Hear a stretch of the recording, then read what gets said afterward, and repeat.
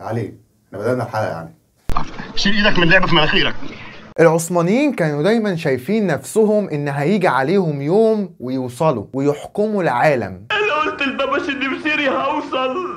حتى لما كانوا عبارة عن بدو بيتحركوا في وسط آسيا كان كتير منهم شايفين انهم شعب الله المختار، وكانوا برضو شايفين نفسهم انهم شياطين في الحرب وملائكة في السلم. العائلة العثمانية من قبيلة اسمها قايي جم من وسط آسيا للأناضول في تركيا في القرن ال 12 الميلادي، بما انهم يعني رعاة بيدوروا عن الأكل والشرب والجو اللطيف زيهم زي الخرفان والمعيز اللي معاهم. وفي القرن ال 14 الميلادي يقدر السلطان العثماني الأول عثمان من إنه ياخد حتة من الإمبراطورية البيزنطية، الإمبراطورية اللي اتكلمنا عليها الحلقة اللي فاتت واللي أسقطها محمد الفاتح. الحتة اللي خدها عثمان الأول من الدولة البيزنطية هي مدينة بورصة اللي موجودة في آسيا، وهي دي العاصمة العثمانية الأولى. الأتراك المسلمين بيستغلوا حماس المسلمين في الجهاد في سبيل الله ضد المسيحيين، وطبعا حرب من أجل المصلحة لأن كان بيتم فيها السرقة والنهب وجمع الجواري والغلمان. وكمان استغلوا المشاكل والفتنة اللي كانت حاصلة ما بين المسيحيين وبعضهم، يعني مثلا الأتراك حاربوا مع اليونانيين وضدهم من أجل المصلحة، لدرجة أن الأتراك المسلمين انتقلوا لأوروبا لأول مرة سنة 1352 كمرتزقة للإمبراطور يوحنا كانتاكوزينوس. وفي 1366 بتنتقل عاصمة الدولة العثمانية من بورصة اللي موجودة في آسيا لإدرنا اللي موجودة في أوروبا،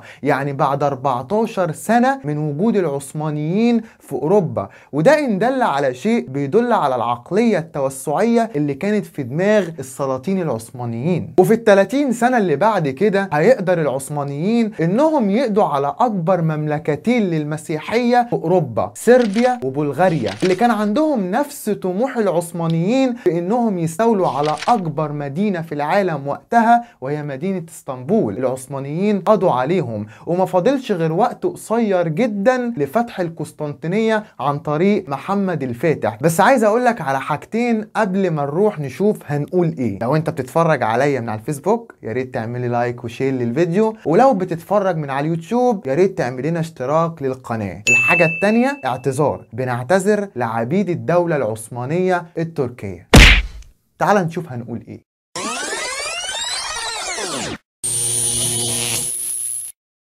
طبعا محمد الفاتح احتاج للمدينة بتاعته سكان وشعب، ما الراجل مش هيحكم نفسه يعني، فاضطر ان هو يبدأ يستورد سكان من اوروبا واسيا، ده طبعا زائد السكان الاصليين اللي موجودين اللي هم مسيحيين. وهنا كانت المفاجأة ان الاتراك الاصليين اللي موجودين في العواصم العثمانية الاولى زي بورصة اللي في اسيا وإدرنا اللي في اوروبا رفضوا انهم يسيبوا الاماكن بتاعتهم ويجي يعيشوا في العاصمة الجديدة اللي عملها محمد الفاتح وهي اسطنبول. الكلام ده ما عجبش عم محمد الفاتح، عشان ما تزعلش من الحلقه اللي فاتت لما قلت حمو ومحمد، اديني بقول لك عم محمد الفاتح ما عجبوش الكلام، بدا يخش لهم من سكه اللطافه، تعالوا اسطنبول العاصمه الجديده وهنديكم بيوت وفلوس وحدائق ودولارات والدنيا هتبقى جميله. الناس برضو ترفض وتقول له لا، مش هنسيب ارضنا وبيوتنا ونيجي لعاصمه جديده ما نعرفش عنها حاجه. الفاتح ما يلاقيش قدامه غير حل واحد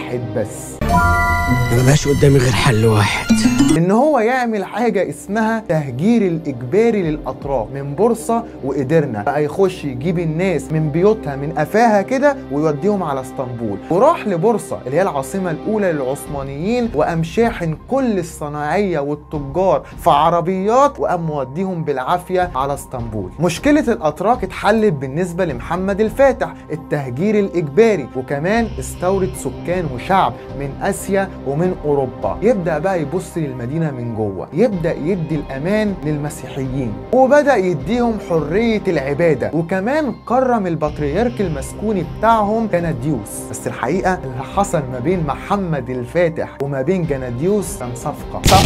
ايوه صفقة ان البطريرك جناديوس كان موكل بجمع الضرائب لصالح السلطان، وكمان يضمن ان اليونانيين اتباع جناديوس ما يعملوش لا ثورة ولا انقلاب ضد محمد الفاتح، لان اليونانيين اصلا مهما راحوا مهما جم فهم اعداء شئت ام ابيت. اما محمد الفاتح بقى فكان عليه حماية المسيحيين دول من المتعصبين المسلمين، وكمان حمايتهم من الامبراطورية الكاثوليكية المسيحية بما ان اليونانيين ارثوذكس. الفاتح كمان يستغل ان اليهود مضطهدين في اوروبا فيكلم الحبر الاعظم لليهود، تعالى يا ابني ما تكلم لنا يا عم اليهود اللي موجودين في اوروبا، قول لهم يجي يعيشوا في العاصمة الجديدة عشان خاطر نبني البلد ونبقى كده. وفعلا الحبر الاعظم بيبعت رسائل لكل اليهود اللي موجودين في اوروبا، عندنا عاصمة جديدة يا جماعة، تعالوا شرفونا عندنا وهنوفر لكم اكل وشرب وبيوت وحدائق وفلوس. اليهود يبصوا لقوا ان الموضوع في امان، خصوصا انه من الحبر الاعظم لليهود ييجوا اسطنبول، ويبدا اليهود يشتغلوا في اسطنبول كحدادين وعطارين، ويبقى عايش في اسطنبول اليونانيين والارمن واليهود والطليان والفرنساويين، عشان تبقى اسطنبول مدينة متعددة القوميات والجنسيات.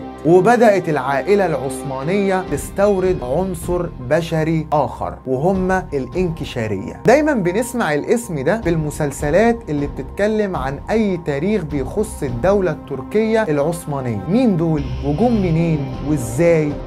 الإنكشارية كانوا عبارة عن جنود وعبيد السلطان العثماني، عبارة عن عيال صغيرة من سن 8 سنين ل 16 سنة، كان بيتم تجنيدهم بشكل إجباري من الأسر المسيحية اللي موجودة في منطقة البلقان. منطقة البلقان دي هي عبارة عن مجموعة من الدول بتضم مثلا صربيا وبلغاريا وكرواتيا ورومانيا والبوسنة والهرسك، عن طريق عملية اسمها الدفشرمة أو الجمع، وكان ممنوع انه يكون ما بين العيال دي اتراك خالص. بدأ الفاتح يشتغل على ده بجد بعد ما غزا البوسنة سنة 1463، وبدأ يجند العيال الصغيرة اللي عندهم 8 سنين ويشحنهم على العاصمة الجديدة اسطنبول، وبدأ يوزع الشغل بتاعهم على حسب شكلهم. انت يا ابني شكلك حلو، انت لازم تيجي تشتغل معايا في القصر. وطبعا اللي اتفرج على الحلقه اللي فاتت هيعرف ليه ان العيل اللي شكله حلو بيشتغل في القصر، اما الباقي